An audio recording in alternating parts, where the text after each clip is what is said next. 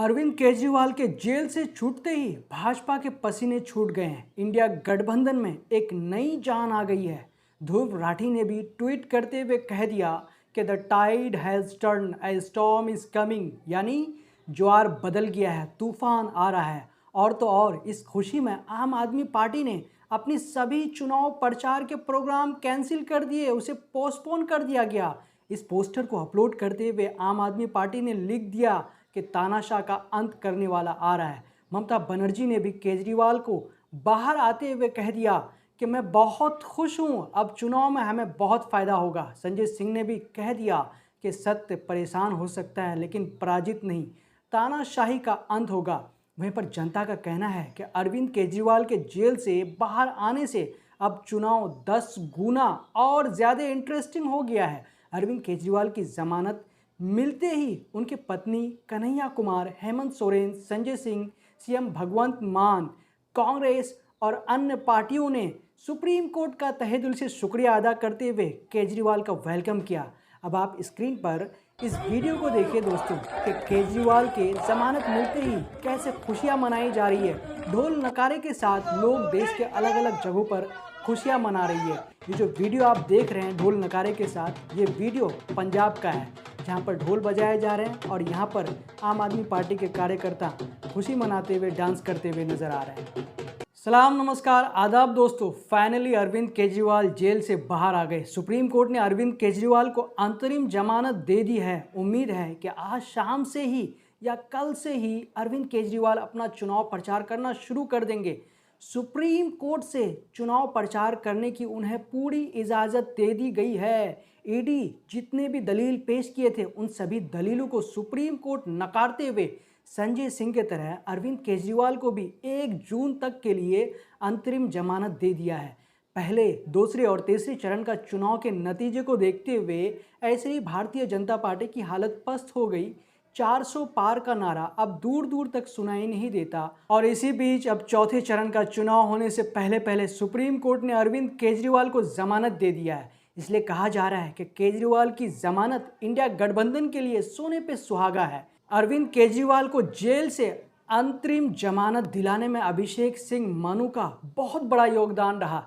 ये एक अहम रोल प्ले किए। अभिषेक मनु न सिर्फ अरविंद केजरीवाल को रिहा करने में कामयाब हुए बल्कि इससे पहले संजय सिंह को भी जेल से बाहर निकलने में उनका बड़ा योगदान रहा।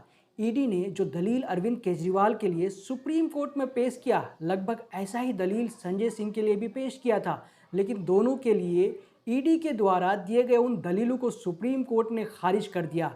इस तरह कर एक तरह से सुप्रीम कोर्ट ईडी के गाल पर तमाचा लगाने का काम किया। ईडी को तमाचा लगने का मतलब है कि इसकी गूंज मोदी सरकार तक भी पहुंची होगी। संजय सिंह के मामले में भी ईडी ने कहा था कि इन्हें भाषण देने के लिए रोका जाए, इन पर चुनाव में भाषण देने पर रोक लगाई जाए, लेकिन सुप्रीम कोर्ट ने इसको लेकर ईडी को फटकार लगाया था और कहा था कि उनके भाषण पर रोक लगाया नहीं जा सकता। सिर्फ उन पर रोक इस बात पर लगाया जा सकता है कि जिस मामले को लेकर उनको जेल हुई है वो उस पर कोई भाषण न दे, बाहर जाकर उस पर कोई टिप्पणी न करे। और आज फिर से वही चीज़ ईडी अरविंद केजरीवाल को लेकर सुप्रीम कोर्ट में दलील दिया था और कहा था कि अरविंद केजरीवाल को चुनाव प्रचार के लिए जमानत नहीं दी जानी चाहिए, उसे भाषण देने से रोका जाना चाहिए। लेकिन सुप्रीम कोर्ट ने आज भी ईडी की एक न सुनी और अरविंद केजरीवाल को 1 जून तक के लिए अंतरिम जमानत दे दिया। सुप्रीम कोर्ट अरविंद केजरीवाल को जमानत देते हुए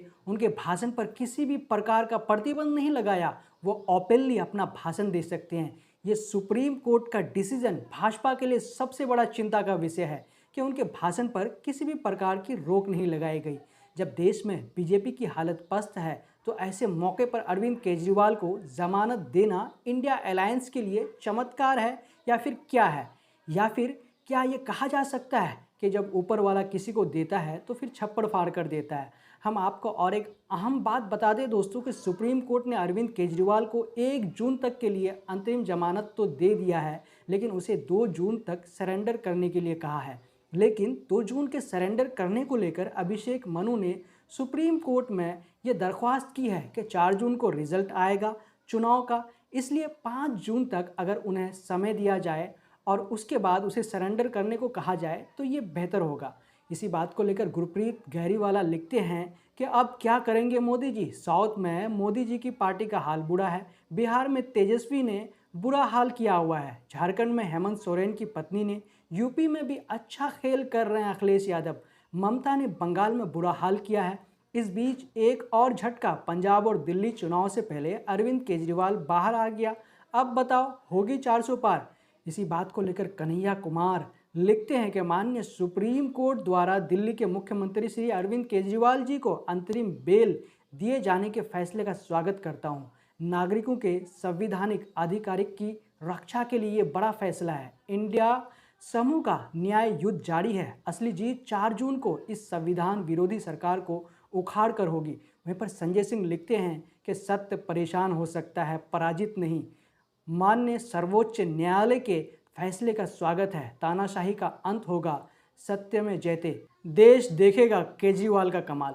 तो दोस्तों, फाइनली अरविंद केजरीवाल को लगभग 20 दिन के लिए सुप्रीम कोर्ट से अंतरिम जमानत मिल जाने के बारे में आपका क्या कहना है कि क्या ये 20 दिन में अरविंद केजरीवाल चुनाव में अच्छा खासा प्रभाव डाल सकते हैं, जिससे इंडिया अलायंस, इंडिया गठबंधन को और ज़्यादा फायदा होगा? आप हमें इन सवालों के बारे में कमेंट करके ज़रूर बताएं।